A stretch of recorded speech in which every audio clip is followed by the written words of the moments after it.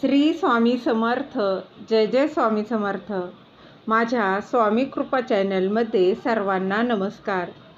स्वामी महाराजांच्या कृपेने तुमच्या सर्व चांगल्या इच्छा पूर्ण होत ही स्वामी महाराजांच्या चरणी प्रार्थना करते आणि नवीन व्हिडिओला सुरुवात करते. 21 जून 2024 वार शुक्रवार. या दिवशी आहे वटपौर्णिमा. वटपौर्णिमा हा सण सुवासिनींचा सर्वात मोठा सण आहे. अगदी प्रत्येक सुवासिनी स्त्री हा वटपौर्णिमा सण साजरा करत असते. ते म्हणजे आपल्या पतीच्या दीर्घ आयुष्यासाठी व आपल्याला सुख, समृद्धी व ऐश्वर्य प्राप्त व्हावं यासाठी. या दिवशी प्रत्येक सुवासिनी ही उपवास करत असते, वडाच्या झाडाची पूजा करत असते. ज्याप्रमाणे सावित्रीने आपल्या पतीचे सत्यवानाचे प्राण हे यमराजाकडून परत आणले होते, ही तर कथा आपल्या सर्वांनाच माहीत आहे. त्याचप्रमाणे आपल्या पतीला दीर्घ आयुष्य लाभावं यासाठी प्रत्येक सुवासिनी हे व्रत अगदी मनोभावे करत असते. वडाच्या झाडामध्ये त्याचप्रमाणे वडाच्या झाडाची पूजा केल्याने त्यामध्ये ब्रह्म, विष्णू आणि महेश या देवांचा आशीर्वाद मिळतो व या व्रताचं 100% फळ मिळत असतं असं म्हटलं जातं. बऱ्याच वेळा असंही होतं की हा वटपौर्णिमा सण आला की आपल्या घरामध्ये सुतक, विटाळ असतो किंवा आपली मासिक पाळी म्हणजेच मासिक धर्म आलेला असतो किंवा आपल्या घरामध्ये एखादी गर्भवती स्त्री असते.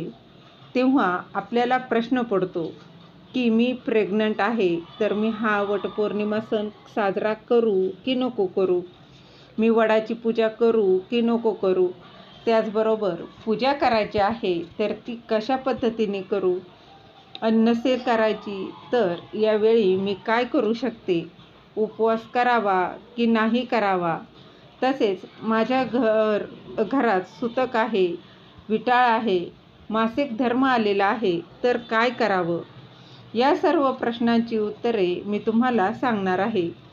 तर ते जाणून घेण्याआधी तुम्ही माझ्या स्वामी कृपा चॅनलला सबस्क्राईब नक्की करा.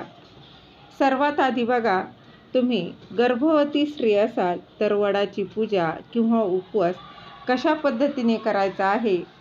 तर सर्वात आधी आपण गर्भवती आहोत तर आपल्यामध्ये अजून एका जीवाची वाढ होत आहे. आपल्याला सर्वात आधी आपल्या आरोग्याकडे, शरीराकडे लक्ष देणं गरजेचं आहे. आपल्या हेल्थकडं लक्ष देणं खूप गरजेचं आहे.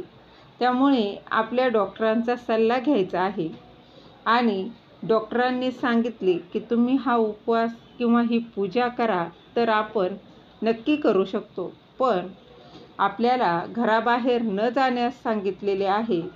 थोडक्यात काय तर बेड रेस्ट जर असेल तर चुकूनही करायचं नाही. तर अशा वेळी काय करायचं आहे तर बघा ते सांगते. बघा, वटपौर्णिमेच्या वडाची पूजा, व्रत, उपवास हे आपल्या पतीच्या दीर्घ आयुष्यासाठी करत असतो. तर घरामध्ये आपल्या पतीचं या वटपौर्णिमेच्या दिवशी औक्षण करायचं आहे. त्याचप्रमाणे पतिदेवांना नमस्कार करायचा आहे आणि 7 जन्म हाच पती मला मिळू दे, मला लाभू दे असं म्हणून प्रार्थना करायची आहे. आणि हीच झाली आपली वटपौर्णिमा. सगळ्यात साधं आणि सोपा, काहीही त्रास न करून घेता ही झाली आपली त्या दिवशी वडाची पूजा. पण ज्यांना वडाची पूजा करायचीच आहे तर त्यांनी काय करायचं आहे. जी महिला 6व्या महिन्याची प्रेग्नंट आहे, म्हणजेच 6 महिन्यांच्या अगोदर आपण वडाची पूजा करू शकतो. परंतु जर 6 महिने पूर्ण झालेले आहे आणि तिला 7वा महिना जर सुरू झालेला आहे तर मात्र वडाची पूजा किंवा कुठलीही पूजा, त्याचबरोबर कोणत्याही मंदिरात ती जाऊ शकत नाही. असं आपल्या घरातील जे काही मोठे व्यक्ती आहेत, घरातील वडीलधारी जी लोक आहेत ते नेहमी सांगत असतात. म्हणून 6व्या महिन्याच्या आतमध्ये तुम्ही ही पूजा नक्की करू शकता. तरी देखील चालणार आहे. पण त्याच्या पुढे जर तुमचे महिने सुरू झाले असतील तर ही पूजा तुम्हाला करता येणार नाही. यानंतर प्रश्न येतो तो म्हणजे उपवासाचा. उपवास करू शकते का? तर त्यासाठी आपल्या डॉक्टरांचा सल्ला घ्यायचा आहे. कारण बऱ्याच ठिकाणची उपवासाची ही पद्धत ही वेगवेगळी असते. तर बघा, आमच्याकडे वटपौर्णिमेच्या दिवशी सकाळपासून सुवासिनी उपवास करून वडाची पूजा करून आलं की उपवास सोडतो. त्याचबरोबर काही भागात काही ठिकाणी दिवसभर उपवास करून रात्री हा उपवास सोडला जातो. तर काही ठिकाणी पूर्ण दिवसभर व पूर्ण रात्रभर हा उपवास केला जातो आणि दुसऱ्या दिवशी उपवास सोडला जातो. आता तुमच्याकडे जशी पद्धत आहे त्याप्रमाणे तुम्ही हा उपवास करू शकता. परंतु त्याआधी तुम्हाला डॉक्टरांचा सल्ला घेणं तितकंच महत्त्वाचं आहे.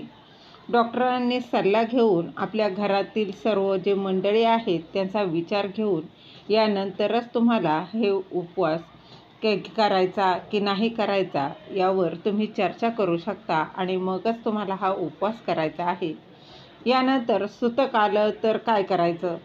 बघा, सुतक आलं असेल तर घरातील कुठलीही स्त्री वडाची पूजा करू शकत नाही, विधी करू शकत नाही. बऱ्याच भागात उपवास केला जातो. तर काही भागात असं देखील आहे, हा शुभ सण आहे, पतीसाठी आहे, देवाचं आहे म्हणून उपवास देखील करत नाही. तर थोडक्यात काय, तुमच्याकडे जी काही पद्धत आहे त्या पद्धतीने तुम्ही करू शकता. त्याचबरोबर तुमच्या घरातील ज्या मोठ्या घरातील व्यक्ती आहे त्या जे सांगतील त्या पद्धतीने तुम्ही हे फॉलो करायचं आहे. त्याचबरोबर मासिक धर्म आला तर पूजा करता येणार नाही, पण उपवास करू शकता. तुमच्याकडे उपवासाची जी काही पद्धत आहे, बघा मी आधी तुम्हाला उपवासाच्या 3 पद्धती सांगितल्या आहेत. त्याप्रमाणे तुमच्याकडे जी पद्धत उपवासाची केली जाते त्या पद्धतीने तुम्ही उपवास करू शकता आणि ती फॉलो करू शकता. तरीही तुम्हाला वाटत असेल की वडाची पूजा राहून गेली, ही पूजा करता आली नाही, तर त्याची बघा तुम्हाला किती दिवस झालेले आहे त्याप्रमाणे 4 दिवस पूर्ण झाले तर त्यानंतर तुमच्या पतीचं औक्षण करायचं आहे. तरी देखील तुमचं वटपौर्णिमा साजरी होणार आहे. त्यामुळे तुम्ही या पद्धतीनेही वटपौर्णिमा साजरी करू शकता. पतीच्या दीर्घ आयुष्यासाठी, सुखासाठी व सौभाग्यासाठी अशी ही वटपौर्णिमा साजरी करू शकतो. तसेच वटपौर्णिमेचे अनेक व्हिडिओ आपल्या चॅनलवर आलेले आहेत आणि अजूनही वेगवेगळी नवीन माहिती घेऊन व्हिडिओ येणार आहेत. तोपर्यंत सर्वांना श्री स्वामी समर्थ. झालेली सेवा महाराजांच्या चरणी रुजू करते. दिलेली माहिती तुम्हाला आवडली असेल तर लाईक करा, शेअर करा, सबस्क्राईब करायला विसरू नका. श्री स्वामी समर्थ. जय जय स्वामी समर्थ.